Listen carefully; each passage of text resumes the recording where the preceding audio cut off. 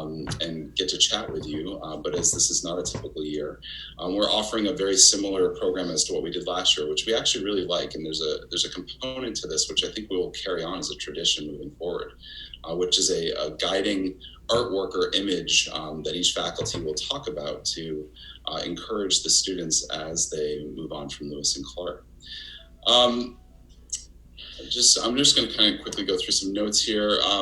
As this year has been anything but typical, and this class will forever be marked with the global pandemic, rather than having a distance and probably not well-attended campus event which is closed, so it would be with just the students. We opted to have this Zoom, hopefully last Zoom meeting, in which we could meet with family and friends and all the graduates. So first, I just want to say congratulations to you all. This has been a very weird and challenging moment. You've all handled this with grace and perseverance. I think I can speak for all the faculty when I say we are utterly in awe with all that you have accomplished this year with the hand that was dealt. I should make someone a co-host. Jess, do you want to be a co-host so you could let people in? Is that okay? That sounds great. Bear with me 1 second. Okay. Remind me how you make someone a co-host. Is it? It's the on their image, the little dots. You got it. Okay. All right, Jess, you are a co-host. So we're now going to offer you the tradition that we started last year, which is our guiding image or artwork. And then after the slideshow, we'll have a reading of the names of both the studio art graduates and the art historians. And then we'll open the Zoom floor for any students who would like to speak. So if any students would like to jump in and say anything, that would be great. And then after that, families and friends can offer their congratulations. And then finally, we'll have a toast and then final remarks. So I'm going to now share the screen, and we're going to jump into the guiding images.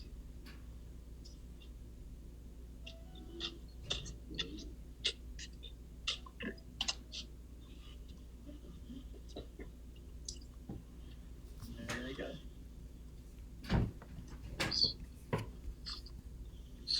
Can you all see that? Is that there for you? Yeah. Great. So, guiding images, we're going to start with Don Odell, Associate Professor of Art History. And Don, you can just, I can't see you, so you can just say next slide. That would be great.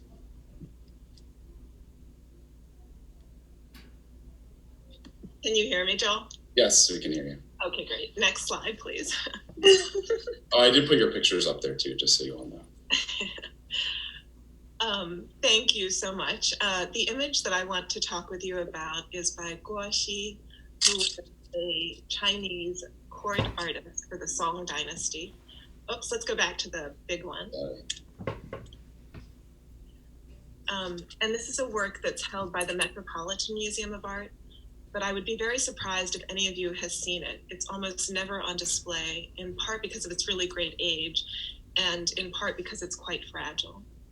And one of the things I want to do is, even though we see now the accretion of various viewing moments in terms of these red seals that mark ownership, or again, a time when somebody's looked at this painting, and if we could see this whole hand scroll, we're just seeing the central image, which is about 3.5 feet long. But if we could see the whole hand scroll, it's full of inscriptions of, in some cases, very famous artists who looked at this painting in later moments. But I want us to go back to the time when it was first created. And so to erase from the surface all of these red seal marks, and also to kind of brighten the background so that we can return the kind of tea-stained silk to its original more ivory color, which allows the black ink and these very gentle washes of blue to really stand out. Next slide. So what we see is a landscape painting, and we're going to view the hand scroll as somebody would view it holding it, reading from right to left, as is typical in the East Asian tradition at the time in which this was made, and also just seeing a part of the scroll before you roll it back up and then pull out the next section. And so what we see is a particular moment of viewing. This is an autumnal evening. The trees have lost their leaves. The setting is very misty and almost dank, and the feeling is melancholy. So one of the things that Guoxi and his colleagues were achieving as they're innovating an entirely new tradition of representation. So landscape painting had not existed before as a kind of category of subject matter. And they're creating this new subject matter, and they're infusing it with, on the one hand, a representation of physical, sort of ephemeral, but also physical relationships to the natural world. What does mist feel like? What is it? What does the air feel like as you're standing looking at this landscape in a late autumn evening?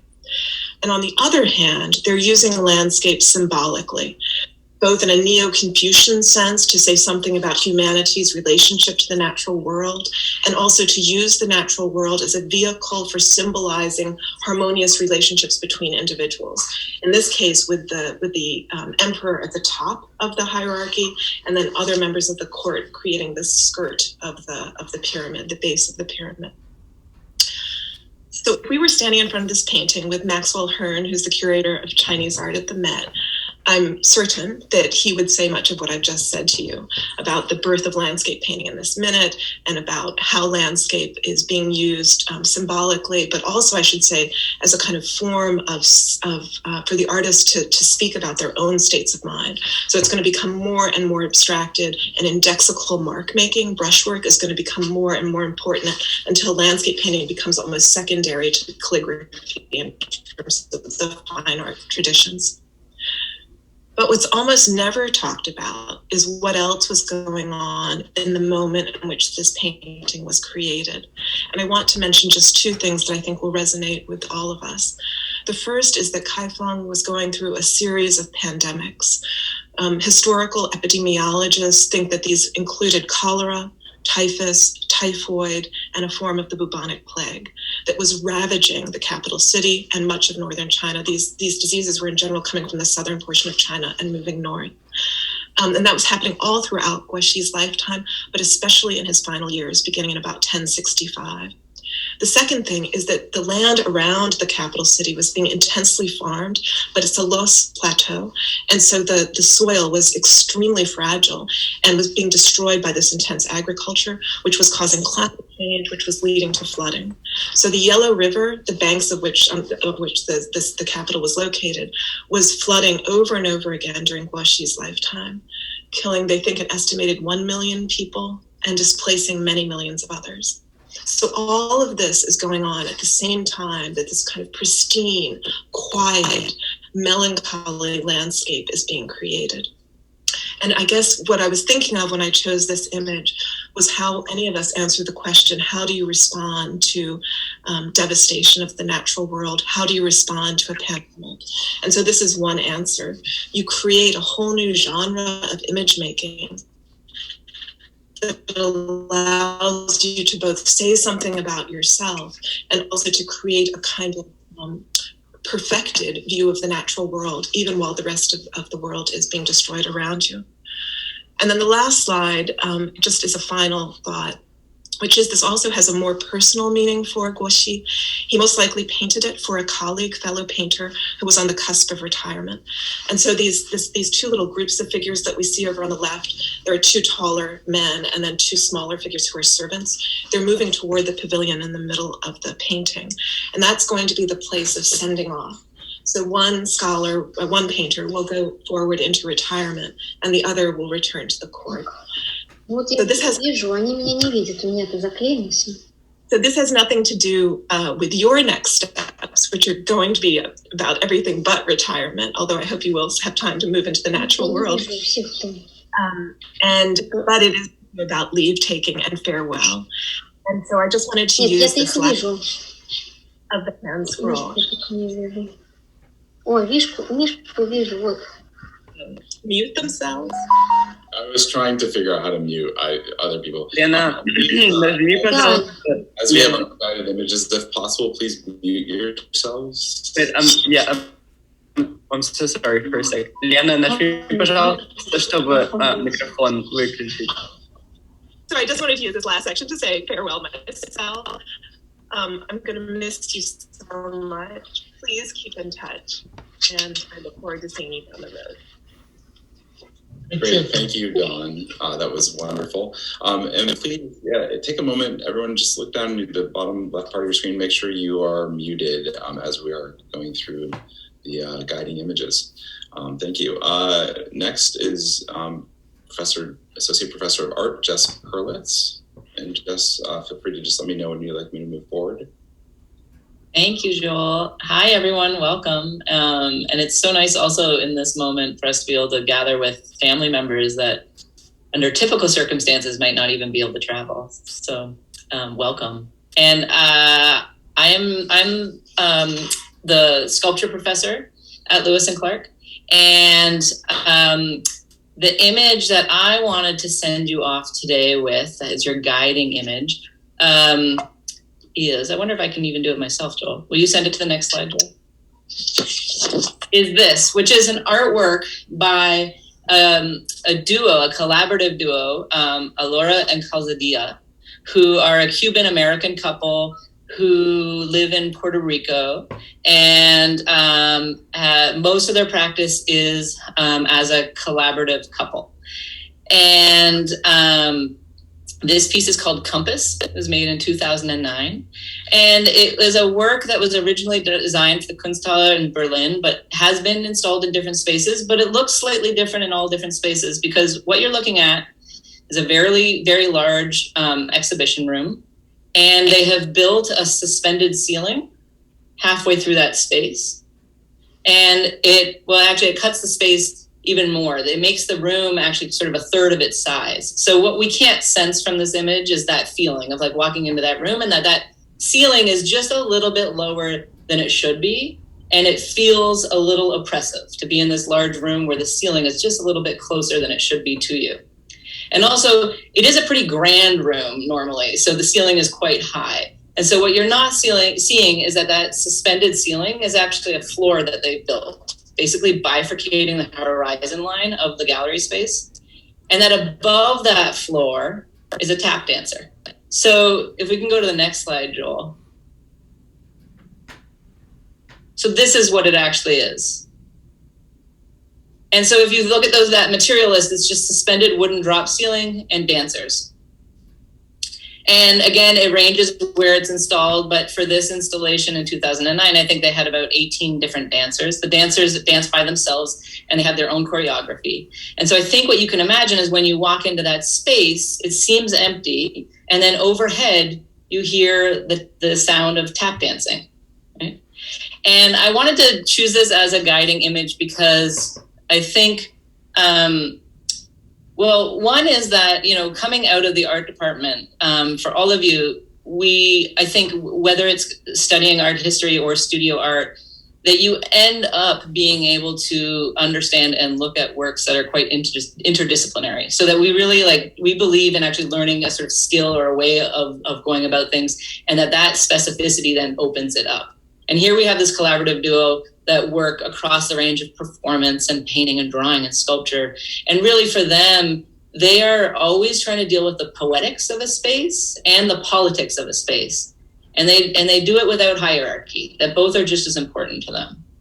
And I think, what we can think about with this piece is that a compass obviously is a way that you navigate, right? It's how you find your way forward. But as students and now practitioners of the arts, of art history and studio art, I think we are all trained to not just think a compass is the way to move forward, but it is to think about how is it that we move forward? How is it that we have moved forward? How is it that we orient ourselves and find direction, right? And so that it's actually, you've learned this rigorous way of questioning and thinking about all the frameworks that inform that. And so if you think about this seemingly empty space, overhead is the sound. And so suddenly, it's not privileging sight, right? It's about the experience and the sound and the echo of that overhead. Also, the sort of the power of the space, you are underneath somebody's feet. So suddenly, actually, you may think that actually they're the ones in control, right? Then in a way, possibly you start to feel like a puppet. That you get to think about how that kind of power dynamic plays out and where what it is that we privilege when we go into a space to try and look at artwork, for example. And that is a guiding image I wanted for all of us for moving forward, was just to think about how it is we find our way forward, and to know that the sort of like the poetics of the experience, right, the felt experience, is also just as important as understanding the sort of historical and contemporary and possible future frameworks. And that I firmly believe that all of you, grounded in a deep study of the arts, are going to be able to apply that in whatever direction you find forward. And it's not going to be easy, but it is going to be beautiful. And we are so proud of you, and we are here rooting for you, and we want you to keep in touch. Thank you, Jess. That was wonderful. Feel free to exercise your Zoom capabilities and go ahead and use the clap your hands reaction. Thank you, Jess. Ben, Associate Professor of Art History, Ben David. Thank you, Joel. Can you hear me okay? I can hear you great. Great. Go ahead and advance the slide if you would. Hi, everybody. My name is Ben, and I teach art history at Lewis and Clark, and especially classical antiquity, the Middle Ages, and the Renaissance. And I think the first thing I'd like to do is thank all the students and all the parents for making the sacrifices that you had, and just all the people who have made it possible for us to get through 3 difficult semesters. My hat is really off to you all. I wanted to sort of leave you with this image just to say a few words about the challenge of history going on, and also the challenge of teaching the particular material that I teach, which is sort of European and North American art. And I think one of the challenges that we all feel with this material, and particularly these days, is that although there's some interesting diversity to be found, and there's certainly a lot of lessons about how we got to the point we are today, I think that there is a challenge in venerating this art that is so wonderful and that I love so much and that is so beautiful, that really doesn't reflect the faces and the voices of many of my students, or for that matter, for myself. I couldn't have been a professor or an artist in the eras in which I study. And one of the ways that in my classes we've sort of tried to meet this challenge, I think, is to see what contemporary artists today are making of the past. And Kehinde Wiley has been a really important voice in my classes, because one of the things that he has done is to, rather than forsake the quote unquote Western tradition, he has gone back into it and found all kinds of iconography and imagery that he has reworked, and he has repopulated the history of European art with Black faces, with people of color, with women. And he's done so in such a sophisticated way that it makes it possible to think about what it means to lose a child, what it means to think about sort of the kind of sorrow of the Virgin Mary, for instance, and to remotivate that sorrow into a kind of contemporary moment. And so I guess what I would just wish for all the students is something we've tried to do at Lewis and Clark, is to embrace rather than efface the complexities of the world we're in and the moment we're in. And I think one thing that I get hope from both my students and from artists like Kehinde Wiley is that there is a lot to do with the Western tradition that goes beyond simply venerating it, that it's possible for us to learn from it and to rework it and to think about it anew. And I think that that's something that Kehinde Wiley does very well, and a number of artists do. And I think some of you will be teachers. And one of the ways that you can sort of face some difficult facts in your classrooms is to bring in contemporary art. That's what I love about working in a department with artists. That art history is not just done. It's something that we're constantly sort of who are going to be changing it and already have. So I'm really grateful for the opportunity to work with you. Some of you out there that I've worked with since the very first day, and we'll miss you. And I couldn't be prouder of all of you. Thank you so much. Thank you, Ben. So I'm Joel Fisher, as I mentioned at the top of the program. I have less of a guiding image. I'm just going to move forward. I have less of a guiding image and more of a prompt. A prompt I hope will potentially serve you as artists and art historians. When thinking about this past year with the pandemic, the election, the national conflict, protest, activism, and many other crises around the planet, I landed on thinking about our responsibilities as artists and historians as a means of communicating our work, our research outward to reflect the moment.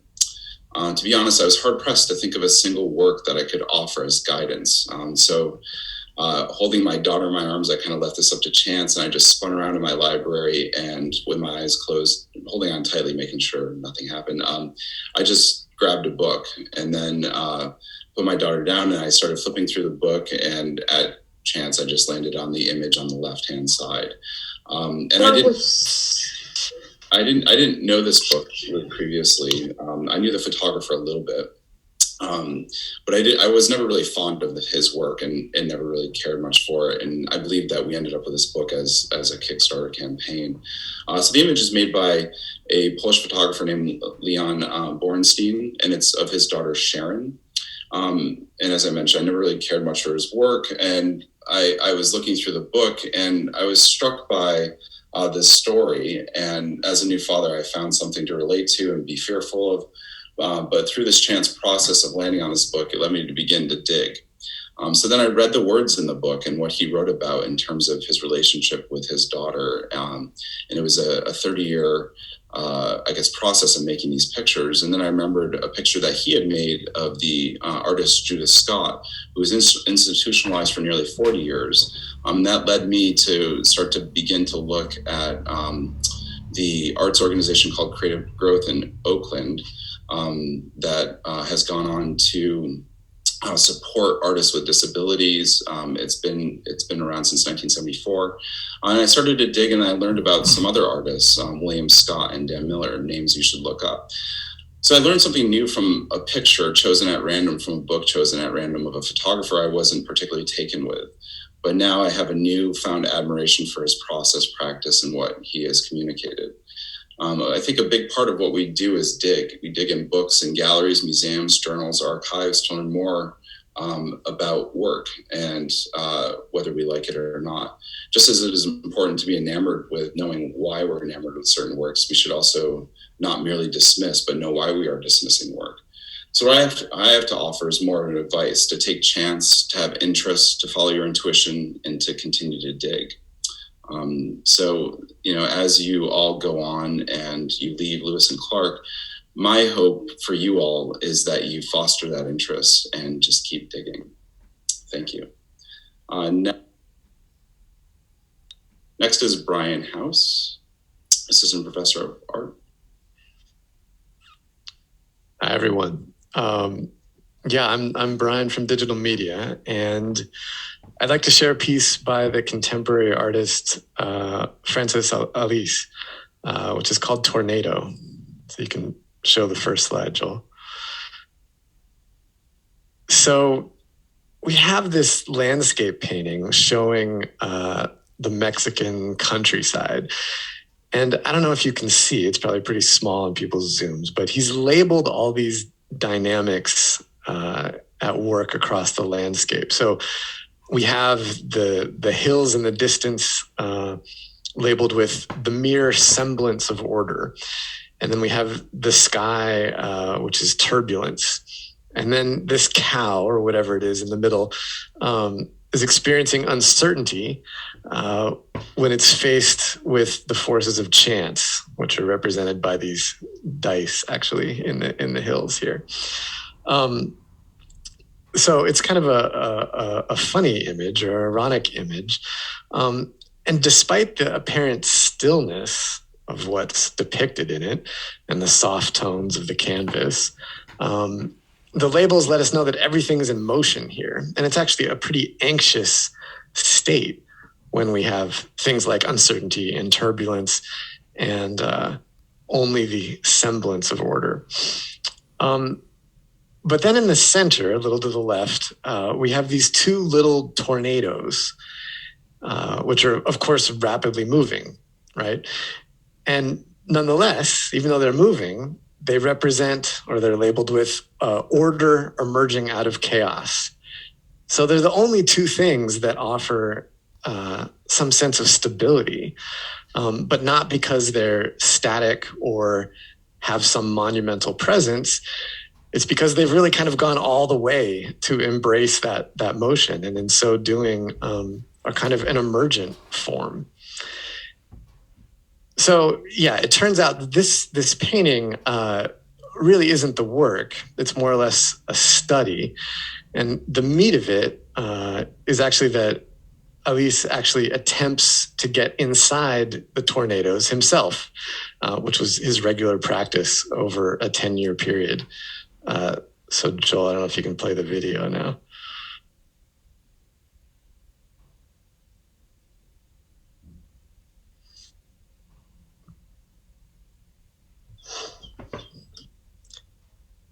So he goes out into the countryside, finds these dust storms, and tries to run into the center of them.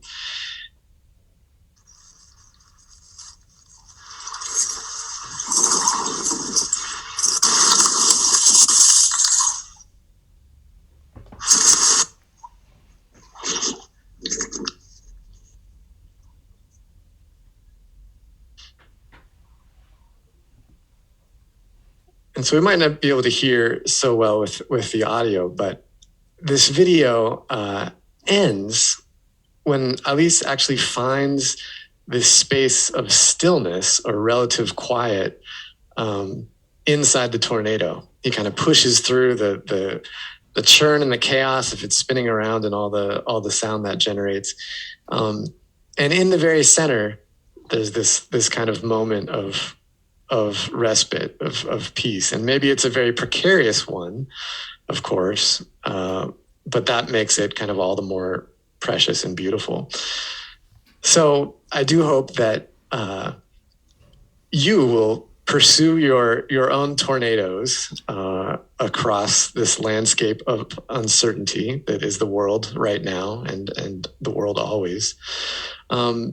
And in the dynamicism of your tornadoes, there'll also be some source of stability and something that supports you and gives you solace. So that's my guiding image or action, as it were. And beyond that, I want to thank you all for the time we spent together, and for your inspiration for my own practice and life as I continually also search for purpose and meaning in what I do and in my tornadoes. So thank you and good luck. Thank you, Brian. That was great. Sorry, I'm trying to move forward here. And finally, we have Assistant Professor with term Drew Donovan speaking. Hi, everyone. Congratulations. It is an honor to be here and recognize your accomplishments today. Can everyone hear me okay? Sometimes. Yes. We can. Okay. Joel, you can go to the next slide, please. We're in.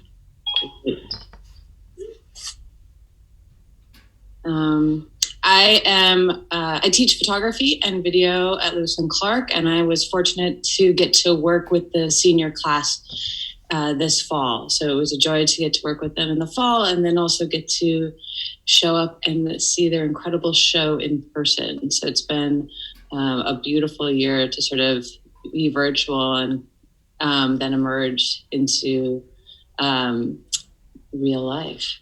So I wanted to share a piece by Janet Cardiff, and it's called the 40-Part Motet. And it's actually a sound installation.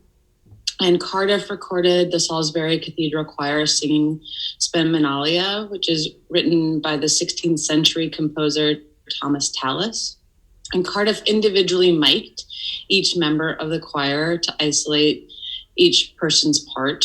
The piece is 40 speakers arranged in an oval, with each individual part playing on a different speaker.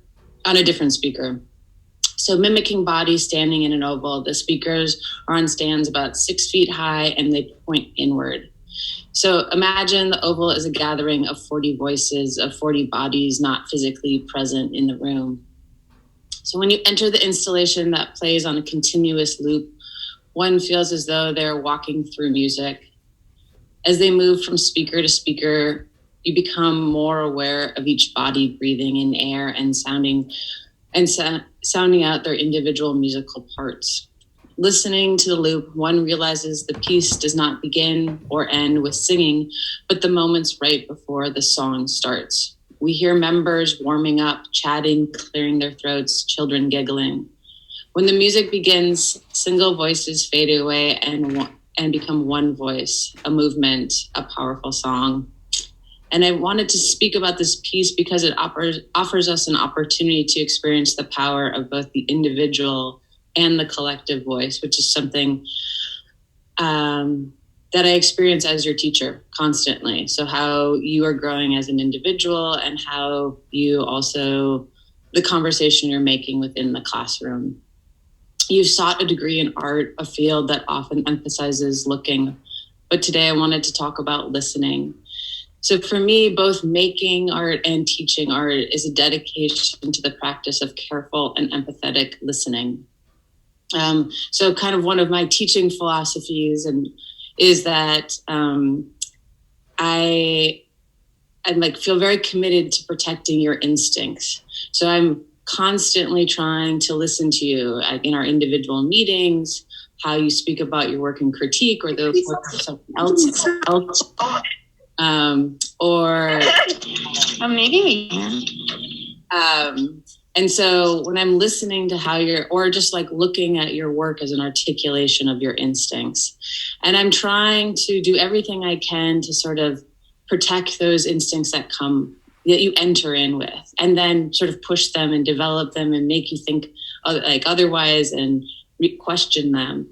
But those instincts are still with you today, the ones that you entered the program with. And I want you to continue to sort of listen closely to them and hold on to them and care for them and challenge them, but know that they've been sort of following you and growing and changing as you have.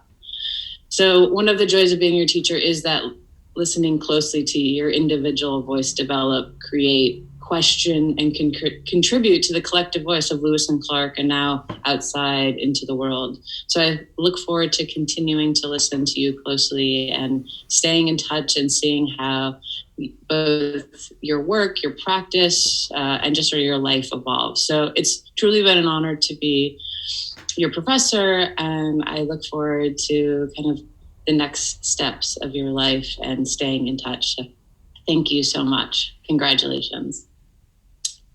Thank you, Drew. I also put in the link a video of the piece so you can actually watch it, and you'll hear Cardiff talk about the piece, and you'll get to hear the actual music, which is quite stunning. Great. Thank you. Thank you, faculty. That was wonderful.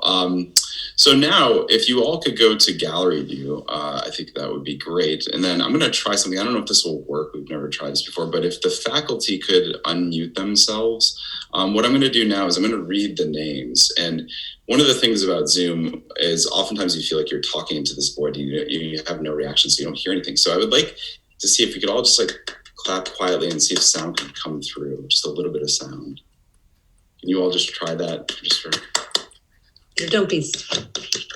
Yeah, that's perfect. So I'm gonna read the list of names of graduates, and if after everyone, we'll just pause a little bit and just quickly do a little clap. That would be nice if we could actually hear that. So I'm gonna go through the list. So we're gonna start with the studio artists. There are 18 studio artists this year graduating. The first is James Bullock.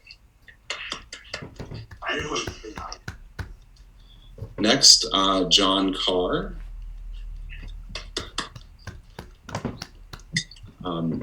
Evelyn Chen.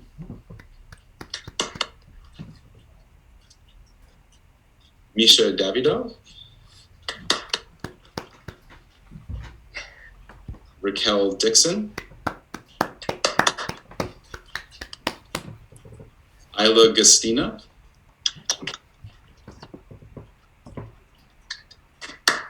Xander Hill.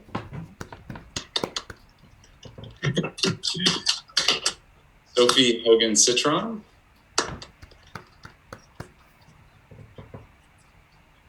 Michael Luce Adder. Sophie Schwarzenbach. Alex Silva. Fia Strana. Hannah Stubbe.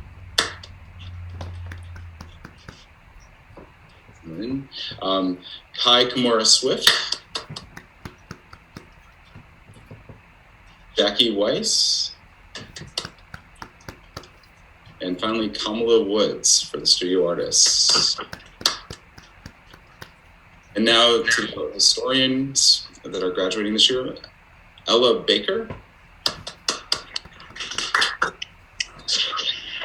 Andrew Butcher. Chelsea Clarkson. Guy Edenfield. Hey! Hey, we got a yay. That's great. Jack Hanning. Anjali Kathari. Andrea Lewis. Yes. And finally, Tyler Short. Tyler Short. Woohoo! That is the full list of graduates from the Department of Art and Art History. I think we can have a collective sigh now. And now we're going to open it up so that if any students, any graduates would like to talk or say something, you feel free to unmute yourself and talk. We'll take a few minutes. And then if any families or students want to, and friends want to wish congratulatory remarks, feel free to do that. And then we'll have a closing toast. So we'll just take a few minutes. And I will mute myself.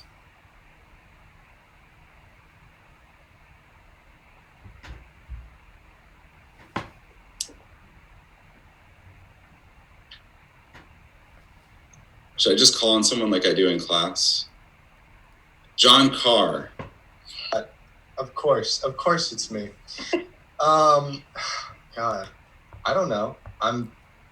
I feel like I've embraced the whole entire liberal arts thing, as obvious by the whole bio and art thing, which of course Michael has also done. So I guess I've learned a lot about creative and logical thinking throughout many different fields. Thanks. Thank you, John. Anyone else like to say anything?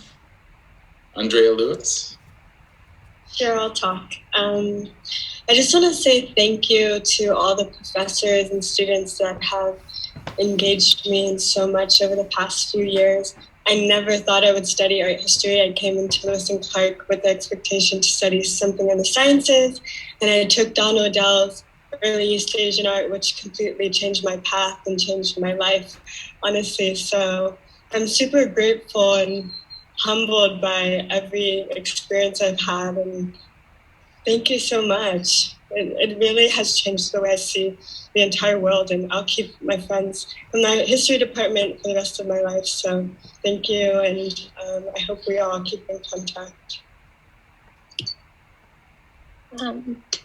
Hi, I'm Sophie. I wanted to say a special thank you to Dawn and Ben. I took Dawn's Key Monuments class, was not excited to take a history class, but was very pleasantly surprised, and ended up taking 2 more art histories, and had the pleasure of traveling to Greece with Ben David. So I wanted to say thank you for the interdisciplinary opportunity that I've had, and it was joy to classes. Thank you, Sophie. Would any other students like to speak? Should I put someone else on the spot? Misha. Of course. Yeah, I don't know. I think I'm still really struggling to process what's happening. And it's especially crazy to think about it in relation to the first days at Lewis and Clark. And it's really hard to fit all of what happened in 4 years, and all of the changes that happened in the past 4 years, and put it into my head and live with it and move on. I also came to Lewis and Clark not necessarily. I wasn't necessarily completely sure what I was going to study, and in my first semester, I was lucky to take classes with both Jess and Dawn. And yeah, I think that I'm very grateful that I went to Lewis and Clark. It's not the school I wanted to go to be honest. And honestly, looking back, I really can't imagine a better scenario. I don't think I would change anything about what happened in the past 4 years. And yeah, I just like wouldn't be the same person without my professors, who I'm like endlessly grateful for. Yeah, thank you. Thank you, Misha. And I'll just open up. I'm not going to call on any more people. So if anyone would like to speak, feel free to unmute yourselves. And then once students are done speaking, then we can have families chime in if they'd like.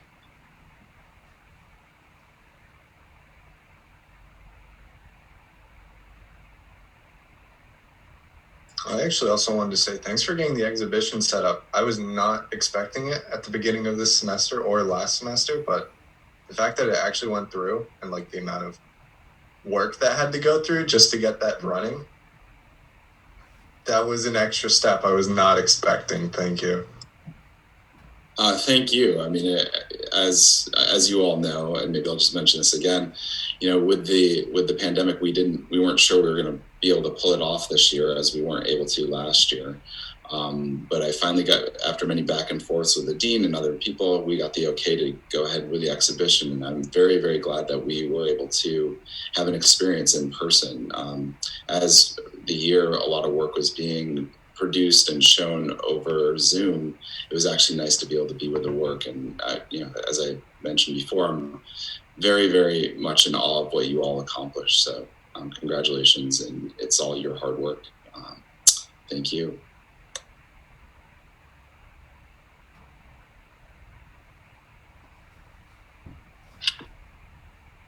So we can open it to families now. If any families would like to just jump in, and you can feel free to unmute. You can offer your congratulations, and then once we do that, we'll have a quick toast. Okay. Hi, I'm Kelly, Sophie Hogan Citron's mom, and I just remember we're super excited when Sophie got accepted to Lewis and Clark, and I remember saying to her, "Study what you're passionate about," and this is art. All different mediums is what she's passionate about. So I'm super grateful for Lewis and Clark offering her, or providing the path to really pursue that passion. So, and it's, I think as Sophie just shared, it's been an amazing experience. I've just seen her growth and interest just scale up exponentially. So thank you for all that you've offered and the connections and the relationship. So super grateful for that. Thank you. And congrats, Sophie, and the rest of your peers. Congrats to all of you. It's an awesome accomplishment. Thank you. That's wonderful. I'm happy to add congratulations to all, with a particular shout out to Riquel on this momentous day. And thank you for this forum to share it, and thanks.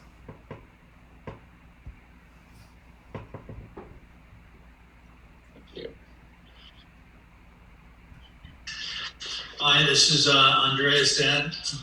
Wanted to just say thanks. I'm really happy to be here today and to see this very special day for everyone. And I'm really proud of my daughter for all of her accomplishments. And I really think Lewis and Clark is a Class A school, and I'm really happy she had that experience. I want to say congratulations.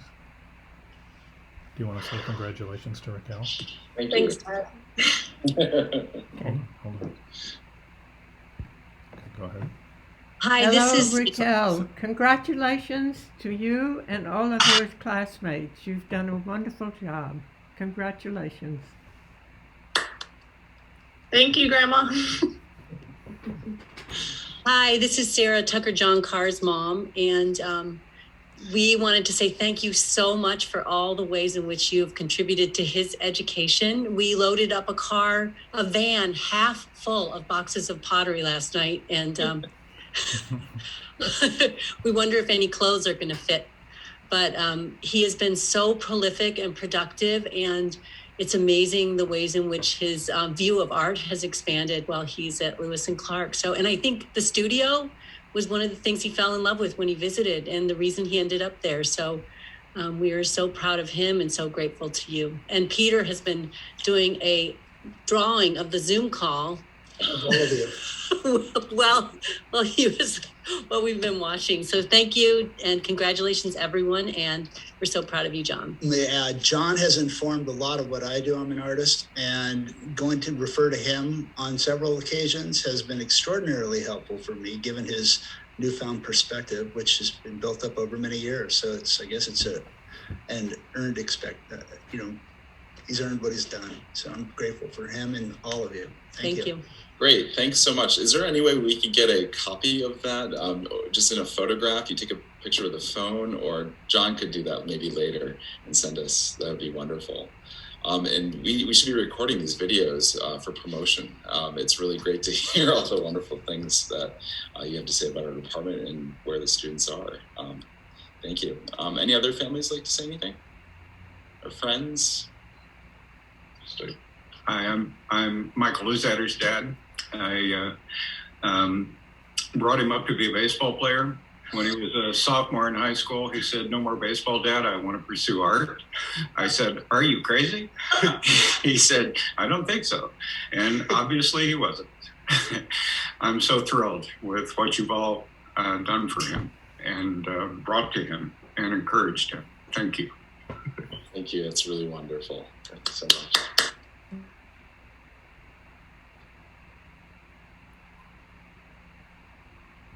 All right, anyone else? Well, thank you all so much. It's a moment where we'll just have a quick toast.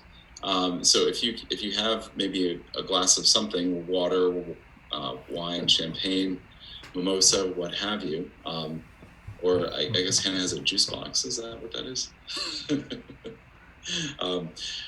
So cheers to you all. Congratulations, class of 2021. We're proud of you, and we know you're going to go on to do great things. So cheers. Cheers. Cheers. Congratulations. Cheers. Cheers. Prost. Prost. Sam. Prost. Salud. Hello, everyone. Well, thank you so much. And enjoy the rest of the day, and we hope to see you in events later on. Thank you. Thank you so much, everybody. Thank you very, very much. Thank you. Thank you, everybody. Yeah. Thank you. Keep in touch, everyone. Thank you. Thank you. Keep in touch. Thank you. Thank Thank you. you. Bye-bye. Thanks. Bye. Thank you. Bye. Misha's going to stay to ask a question. Oh, Misha's gonna-